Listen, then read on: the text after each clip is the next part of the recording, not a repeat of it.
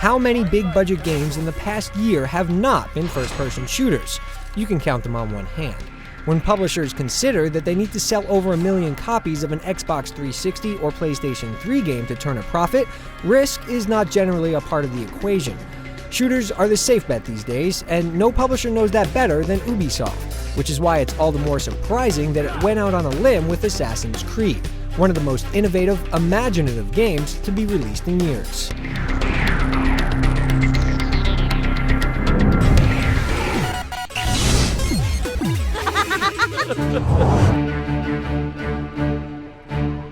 We'll get one thing out of the way first. There's a huge twist that we're not going to ruin for you, and the story's score has been rated with this in mind. With disclaimers out of the way, we can talk about what amounts to 90% of the experience. You play as Altair, an assassin from the Third Crusade. His band of silent killers are at perpetual war with the Templars, a group of invaders bent on domination. Altair and his allies are in search of a great treasure when they suddenly come into contact with the Templars, who also have their eyes set on the prize. A confrontation ensues, and Altair ends up on the short end of the stick. Returning to his master with his tail between his legs, he's stripped of his rank and weapons, forced to earn them once again. To do this, he must locate and assassinate 9 different leaders who are spreading corruption throughout the land. While we won't mention what the twist is, we can say that it provides something in a video game story that is rarely present: duality. Altair's main quest presents the player with moral issues that cloud the waters between right and wrong, making for a thoughtful, clever story that will keep you guessing until the end.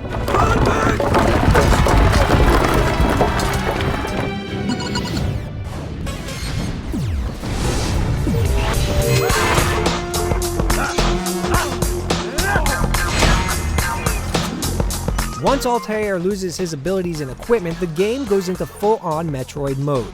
As he polishes off each target, a couple are restored to him. You did well, Altair, and have earned the right to carry a blade once more. But that's not to say he's a walking arsenal.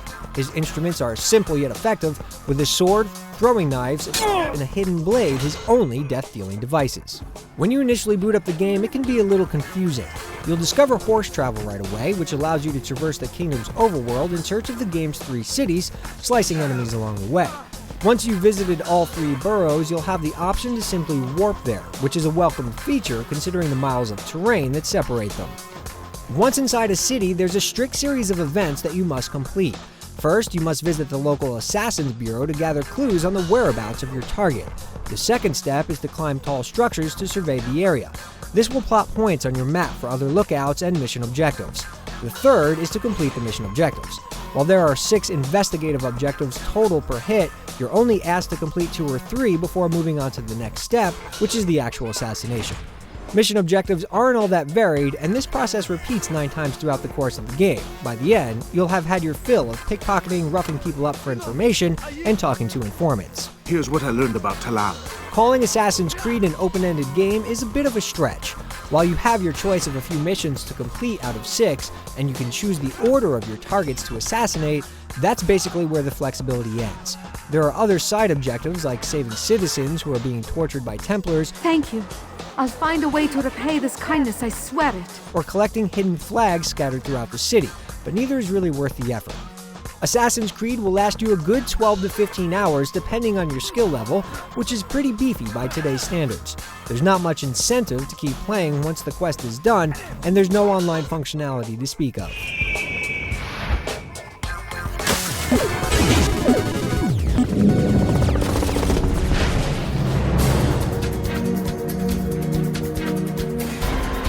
The gameplay in Assassin's Creed is basically broken down into 2 categories: navigation and combat.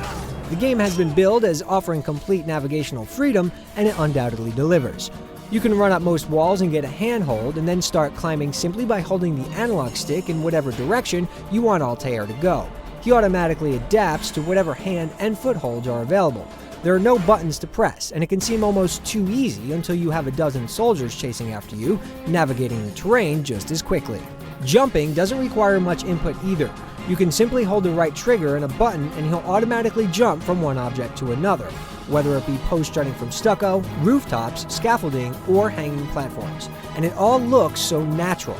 There are no awkward transition animations or moments where Altair looks like anything other than a badass. You are not We don't know how Ubisoft Montreal did it, but it's definitely a step forward for the industry.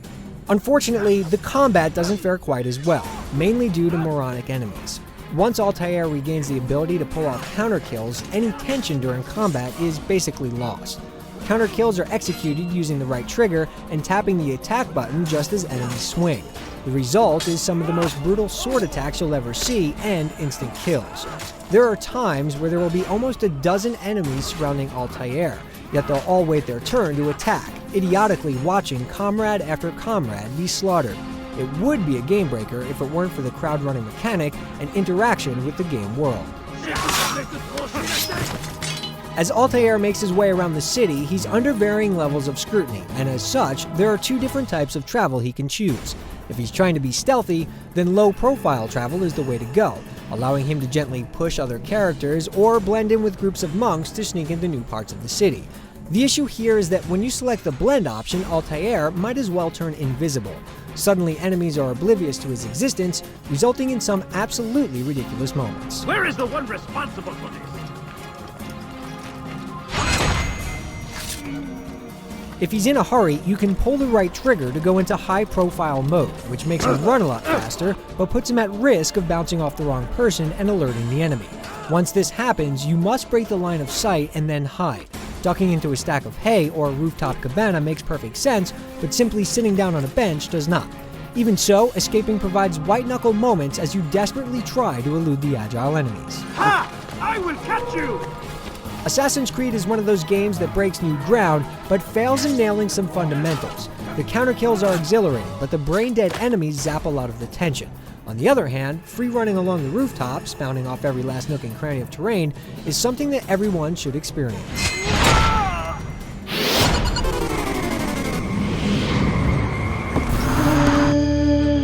Grand Theft Auto 3 was the first game to really display a living, breathing city in full 3D, but oh how far we've come. The city streets in Assassin's Creed are absolutely stunning. They're packed full of unique character models, all walking and interacting with one another in a completely natural way. Toss in rubbing elbows with the unpredictable Altair, and you have the recipe for a game that has to be seen to be believed. The game is so full of unpredictability, yet Altair never appears to move synthetically. The way he scans wall faces for handholds or transitions smoothly from one action to the next is something like we've never seen. There's a few forgivable issues, like terrain drawing in and some serious bouts of clipping, but when the sun becomes blotted out by the clouds, or you look across a city in its entirety with no visual hang-ups, all is forgiven. The voice acting is just as able, with compelling performances from the smallest of parts. Ah, he returns at last. Abbas, where are the others? Every citizen on the street has something to say in reaction to the events around them, How odd. and Assassins get some great mileage out of it. Speak to me or speak to God. It's your choice. The first half of Assassin's Creed is a truly clairvoyant experience. You've never played anything like it. The sagacious story, incalculable crowd interaction, and unprecedented freedom to traverse the environment how you choose are landmark moments. Over time, repetition rears its ugly head. Combat becomes a necessary routine, and dim-witted foes snatch you out of the Third Crusade and remind you that you're playing a game. The potential here is undeniable, but there's been some dust swept under the rug that places a blemish on an otherwise beautiful piece of art.